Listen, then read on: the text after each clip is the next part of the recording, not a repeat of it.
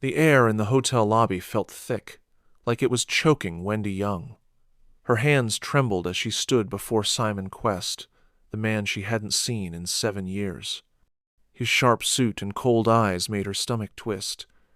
Behind him, a gleaming black car sat in the hotel driveway, its hood scratched and dented. A crowd of hotel staff and guests whispered, their eyes darting between Wendy and the angry man beside Simona, a businessman named Mr. Lee, pointing at her like she was a criminal. "You did this!" Mr. Lee shouted, his voice echoing across the marble floor. "You scratched my car on purpose! You owe me 160,000 yuan for the damage!" Wendy's heart stopped. "I didn't touch your car," she cried, her voice shaking. She was just a hotel maid, barely scraping by to pay for her mom's hospital bills. Where would she get that kind of money? Her eyes flicked to Simon, hoping for help, but his face was unreadable. He stepped closer, his voice low and smooth, like a predator circling its prey. "Wendy," Simon said, his tone dripping with something dangerous, "you can't run from this, but I can help you, for a price." Her breath caught. What did he mean? The crowd's whispers grew louder, and Mr. Lee smirked, folding his arms. Wendy's mind raced. 7 years ago, Simon's family had ruined her life. Her dad died in a bridge collapse, and she blamed Simon's family business for it. Now, here he was, acting like he could control her fate again. What was his game? And why did her heart still ache when she looked into his eyes? Simon leans in, his voice a whisper only Wendy can hear. "Work for me, Wendy. Be my personal butler, or you'll lose everything." Her eyes widen as the crowd waits for her answer. What will she do? 2 weeks earlier, Wendy's life was already a mess. She worked long shifts at the Grand Star Hotel, cleaning rooms and serving guests with a tired smile. Every penny she earned went to her mom's hospital bills. Her mom had been in a coma for years, needing expensive treatments to stimulate her bone marrow. Wendy barely slept, her hands raw from scrubbing floors, but she never complained. She had to be strong for her mom, for the memory of her dad. Her dad. The thought of him still hurt. 7 years ago, a bridge collapsed in their city, killing dozens, including her father. Everyone said it was his fault. Was an engineer for Quest Enterprises, Simon's family company. They called him careless, a failure. Wendy was only 16 then, but she remembered the shame, the whispers, the way her world fell apart. She hated Simon's family for it. And she hated Simon, her childhood friend, who disappeared after the tragedy, leaving her alone with her pain. Now, at 23, Wendy was fighting to keep her mom alive. She had no time for dreams or love. But late at night, when the hospital was quiet, she'd think of Simon. They'd been close once, sharing secrets under the stars. He'd promised to protect her. Then he vanished, and her heart hardened. She didn't need him or anyone. One rainy afternoon, Wendy was mopping the hotel lobby when she heard a familiar voice. "Wendy Young?" She froze, her mop slipping from her hands. She turned, and there he was, Simon Quest, taller, sharper, and richer than ever. His dark hair fell perfectly over his forehead, and his suit screamed money. But his eyes, they held something heavy, like a storm waiting to break. "Simon?" she whispered, her voice barely audible. "What are you doing here?" He smiled, but it wasn't warm. "Business," he said simply, like they were strangers. "I own this hotel now." Wendy's stomach dropped. He was her boss? She wanted to run, to scream, but she needed this job. She swallowed her pride and nodded, turning back to her work. But Simon didn't leave. He watched her, his gaze like a weight on her back. For days he kept showing up, checking on the hotel, asking her questions, acting like he cared. It confused her. Why was he here? What did he want? That night, Wendy sat by her mom's hospital bed, holding her hand. The machines beeped softly, a reminder of the bills piling up. The doctor had warned her. Without more treatments, her mom might never wake up. Wendy's eyes burned with tears, but she didn't let them fall. She had to keep going. At work, she overheard the staff gossiping about Simon. He's a billionaire now, they said. Took over his dad's company after he died. Wendy's heart twisted.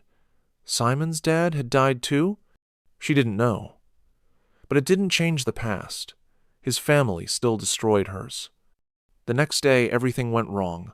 Wendy was cleaning a suite when Mr. Lee, a loud and rude guest, stormed in, yelling about his car. "You were near it this morning," he accused.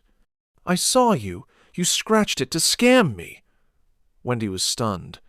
She hadn't been near his car. She'd been working all day. But Mr. Lee had photos of the damage and pointed to her as the only one nearby. The hotel manager, nervous about upsetting a rich guest, didn't defend her. "Pay for the damage, or you're fired," he said. Wendy's world spun. 160,000 yuan? She didn't have that kind of money. She'd lose her job, her mom's treatment, everything. Desperate, she went to Simon's office, her hands shaking as she knocked. He was sitting behind a massive desk, looking like a king. "Simon, please," she begged. "I didn't do this. You know me. Help me." Simon leaned back, his eyes narrowing. "I can make this go away," he said slowly. "But you'll owe me, Wendy. You'll work for me, only me, as my personal butler. You'll live in my house, follow my rules. Do we have a deal?" Wendy's heart pounded. Live with him? Work for him? She hated him, but she had no choice. If she said no, she'd lose everything. "Fine," she whispered, her voice breaking. "I'll do it." The next morning, Wendy moved into Simon's mansion. It was huge, with marble floors and chandeliers, but it felt cold, like a cage. Simon gave her a list of tasks: cooking, cleaning, managing his schedule. "You're mine now," he said, his voice teasing but sharp. "Don't forget it." Wendy hated how he made her feel, small, powerless, but also something else. Her heart raced when he was near, and she hated herself for it. He was her enemy, wasn't he? But sometimes she caught him watching her, his eyes soft, like he was remembering the old days. It confused her, and she pushed the feelings away. One night, Simon came home late, his shirt wrinkled and his face tired.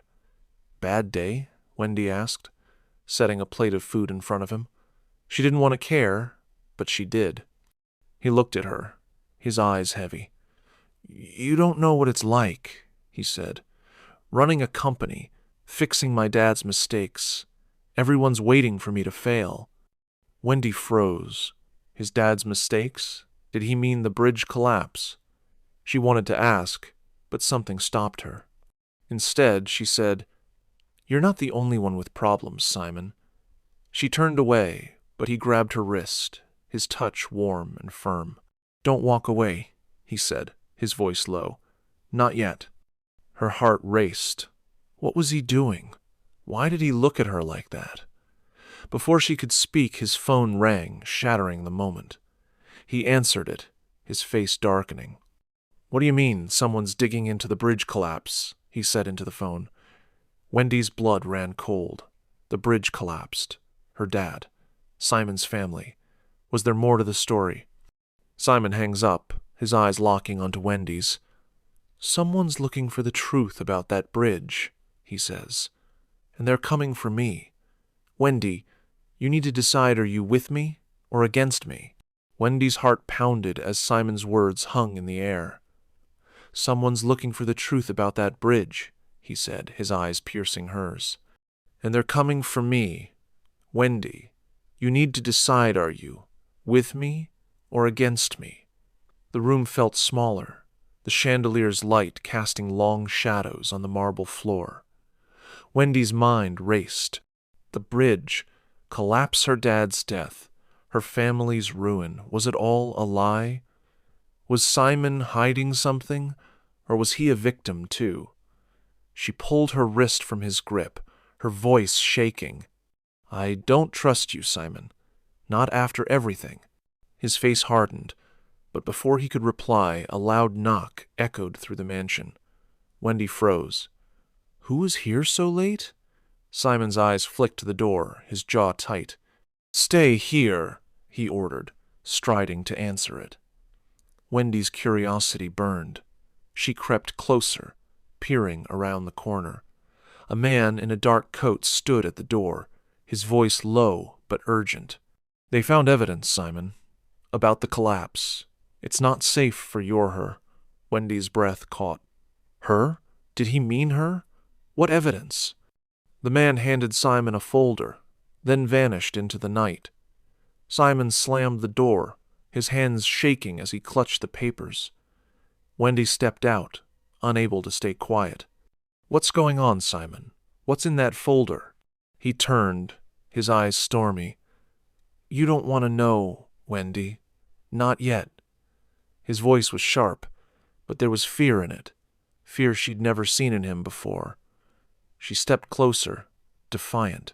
Tell me, or I'll walk away right now. Simon stared at her, then sighed, his shoulders slumping. Fine, but you're in this now, whether you like it or not. He opened the folder, revealing old blueprints, emails, and photos of the collapsed bridge. Wendy's heart stopped. Her dad's name was scrawled on one of the documents. What is this? She whispered, her voice breaking. Simon slams the folder shut, his voice low and dangerous. Your dad wasn't the only one framed, Wendy. Someone's been lying to us both, and they're still out there. If we dig deeper, we might not survive it. The next morning, Wendy woke in the guest room of Simon's mansion, her mind spinning from the night before. She'd barely slept, haunted by the folder and Simon's words. Her dad framed? For years, she'd believed he was responsible for the bridge collapse that killed dozens. The shame had followed her, a weight she couldn't shake. But now, doubt crept in. What if Simon was telling the truth? What if someone else was to blame? She wanted answers, but trusting Simon felt like stepping into a trap. At breakfast, Simon was quiet, sipping coffee as he stared out the window. Wendy set a plate of toast in front of him, her hands steady despite her racing heart. We need to talk, she said, sitting across from him. If my dad was framed, who did it? And why are you scared? Simon's eyes flicked to her, guarded. It's complicated, Wendy. My dad, he was part of it too. After he died, I found things emails, payments that didn't add up. Someone sabotaged that bridge, and they pinned it on your dad to cover their tracks. Wendy's chest tightened. Why didn't you tell me sooner? She demanded. Simon leaned forward, his voice soft but intense. Because I didn't know if you'd believe me, or if you'd hate me more. His words hit her hard. Hate him? She did, didn't she? But the way he looked at her, vulnerable for the first time, stirred something inside her. She pushed it down. I need proof, she said. Show me everything. Simon nodded, pulling out his laptop. He showed her emails from 7 years ago, anonymous messages warning his dad about faulty materials and cost-cutting. One email mentioned her father by name, calling him a problem that needed to be handled. Wendy's hands shook as she read. This can't be real, she whispered.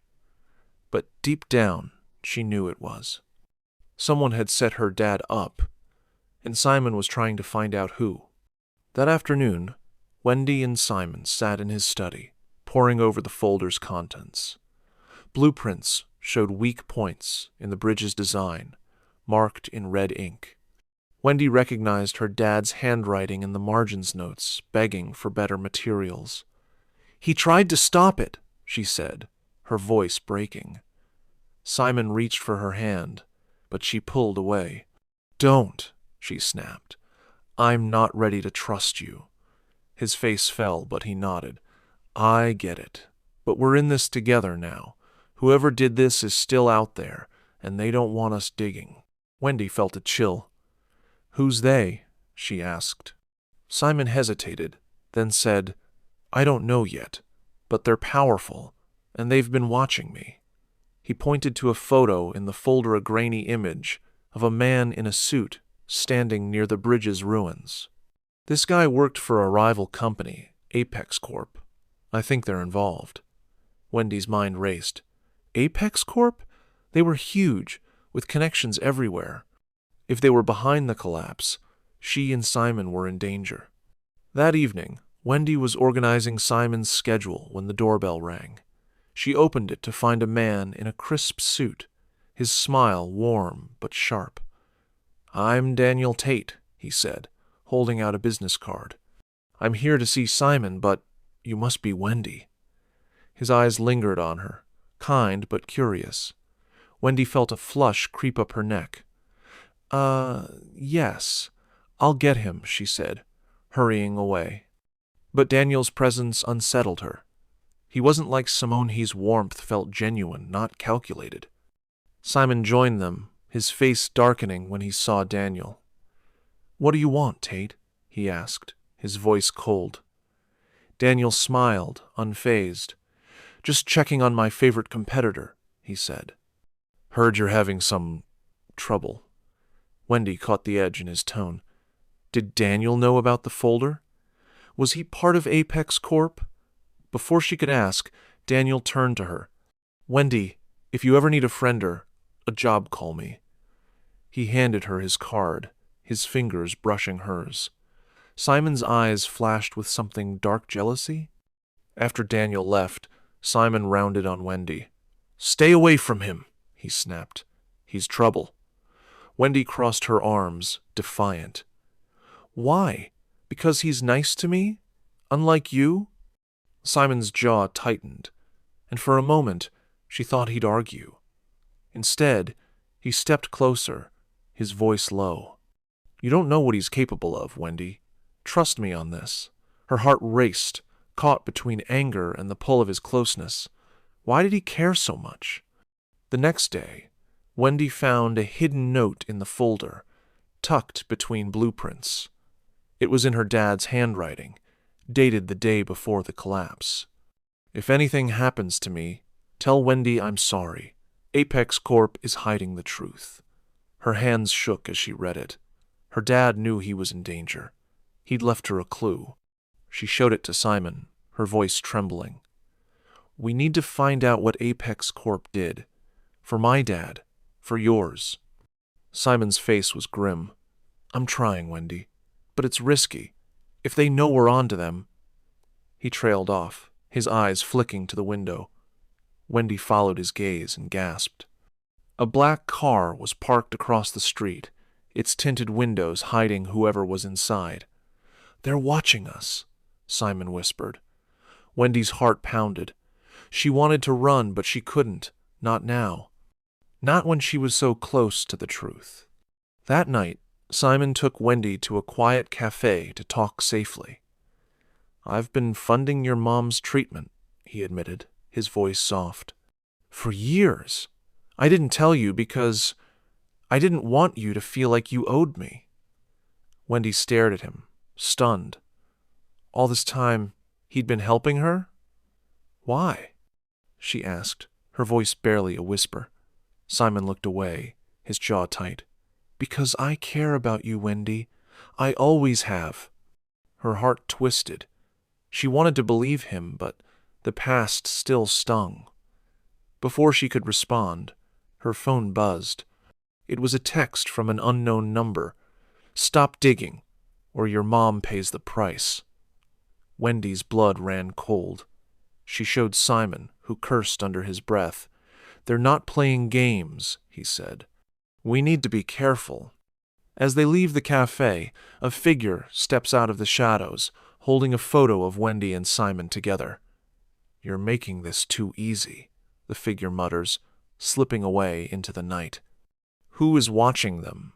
And what do they want? The street outside the cafe was dark, the air heavy with the threat of rain. Wendy clutched her phone, the chilling text. "Stop digging, or your mom pays the price," burning in her mind. Simon's hand grazed her arm, urging her to move. "We need to get out of here," he whispered, his eyes scanning the shadows. Wendy's heart raced as they hurried to his car, but she couldn't shake the feeling of being watched. A figure had stepped out of the darkness, holding a photo of them.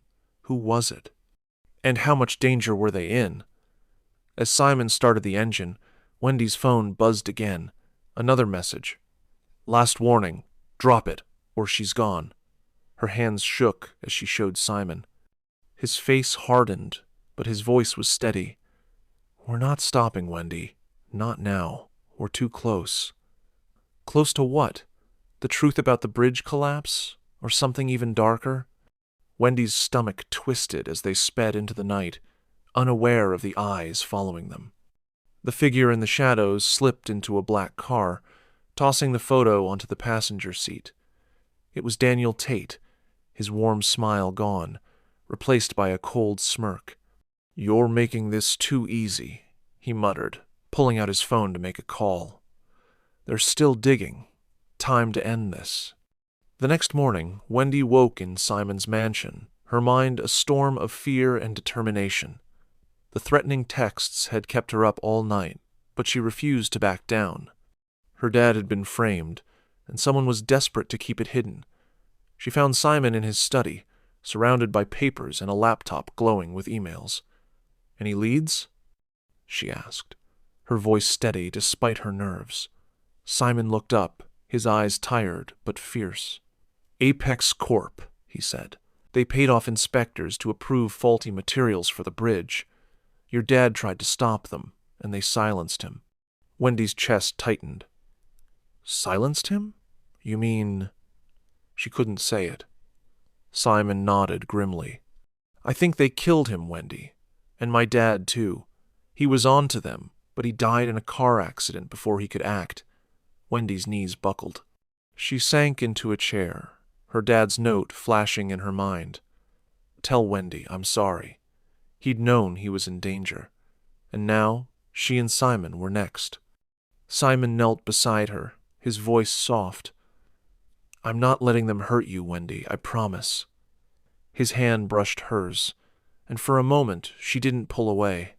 His touch felt safe, but could she trust him? Before she could answer, the doorbell rang. Wendy's heart jumped. "Who's that?" she whispered. Simon's face darkened. "Stay here." He returned with Daniel Tate, whose smile was as charming as ever. "Wendy, Simon, good to see you," Daniel said, his tone light but his eyes sharp. "I heard you're stirring up trouble. Need any help?" Wendy's skin prickled. Something about him felt wrong. Simon stepped between them, his voice cold. "We're fine, Tate. What do you want?" Daniel's smile didn't falter. "Just offering support. Apex Corp's been sniffing around, haven't they? Dangerous people." Wendy's breath caught. How did he know about Apex Corp? Was he the one sending the texts? That afternoon, Simon took Wendy to a quiet park to clear their heads. The air was crisp, the trees swaying softly. "I have an idea," Simon said, his voice hesitant. "Marry me, Wendy. A contract Mariagena one needs to know. It'll protect you. My name, my money, they'll keep you safe from Apex Corp." Wendy stared at him, stunned. "Marry you? Are you serious?" Simon's eyes were earnest. "I know you hate me, but I love you, Wendy. I always have. This is the only way I can keep you close and safe." Wendy's heart pounded. Love? After everything he was confessing now? Part of her wanted to say yes, to believe him, but the past held her back. "This is crazy," she said, stepping away. "I need time," Simon nodded, his face a mix of hope and pain. "Think about it, please." As they walked back, Wendy's mind spun. Could she marry Simon, even if it was just a deal? And why did her heart ache at the thought of saying no? That night, Wendy found a hidden file on Simon's Laptopan audio recording of a meeting from 7 years ago. Her dad's voice crackled through the speakers, angry and desperate. "Apex Corp is cutting corners. The bridge will collapse." A second voice, cold and sharp, replied, "Keep quiet, or you'll regret it." Wendy's blood ran cold. It was Daniel Tate's voice. She showed Simon, who cursed. "He was involved," Simon said. "We need to confront him." They tracked Daniel to a warehouse on the edge of town, a place Apex Corp used for storage. Inside, Daniel stood with 2 men, their voices low. Wendy and Simon hid behind crates, listening. "They're getting too close," Daniel said. "Take care of them quietly." Wendy's heart stopped. Daniel was behind the threats. Before they could leave, one of the men spotted them. "Hey!" he shouted, pulling a knife. Simon grabbed Wendy's hand, and they ran, dodging crates as the men chased them. They escaped to Simon's car, tires screeching as they sped away. "He's not just involved," Wendy gasped. "He's running this." The next day, Simon called a lawyer friend, Emma, who specialized in corporate fraud. "We have enough to expose Apex Corp," Emma said, reviewing the folder and audio. "But we need more, something undeniable." Wendy remembered a storage unit her dad had kept, mentioned in his note. "There might be something there," she said. Simon nodded. "Let's go." At the storage unit, they found a locked box with her dad's initials. Inside were documents proof that Apex Corp bribed officials and used cheap materials. There was also a letter from Simon's dad, apologizing for not stopping Apex sooner. "They worked together," Wendy whispered, tears in her eyes. "Our dads were trying to fix this." Simon's hand found hers, and this time she didn't pull away. "We'll finish what they started," he said. Back at the mansion, Wendy agreed to Simon's proposal. "It's a deal," she said, her voice firm. "No one knows, no kids, and you keep helping my mom." Simon's eyes softened. "Deal. But Wendy, I want this to be real someday." Her heart fluttered, but she pushed it down. They had work to do.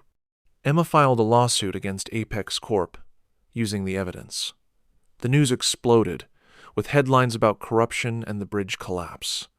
Daniel was arrested, his smug smile gone as police led him away. Wendy watched the news, her heart pounding. Justice was coming, but Apex Corp wasn't done. That night, a brick crashed through Simon's window with a note, "You're next." The next morning, Wendy got a call from the hospital. Her mom was awake. Tears streamed down her face as she rushed to her side. Her mom's eyes were weak, but warm. "Wendy," she whispered. "I'm so proud of you." Wendy sobbed, holding her hand. Simon stood in the doorway, his smile soft. "You did it," he said. Wendy nodded, her heart full. For the first time, she felt hope. Back at the mansion, Simon and Wendy sat together, the lawsuit moving forward. Apex Corp's leaders were exposed, and Simon's company was cleared of blame. He reclaimed his position, stronger than ever. Wendy, inspired by her dad's love for design, opened a small jewelry studio, her first step toward a dream she'd buried long ago. Their marriage, once a contract, grew into something real. One night, Simon took Wendy to the rebuilt bridge, now a symbol of truth. "I love you," he said, his voice steady. "Not just for a deal, for real." Wendy smiled, her heart open at last. "I love you too," she whispered. They stood together, the past behind them, ready for a new future. The figure watching them was gone, their threats empty now that the truth was out. Wendy and Simon had won not just justice, but each other.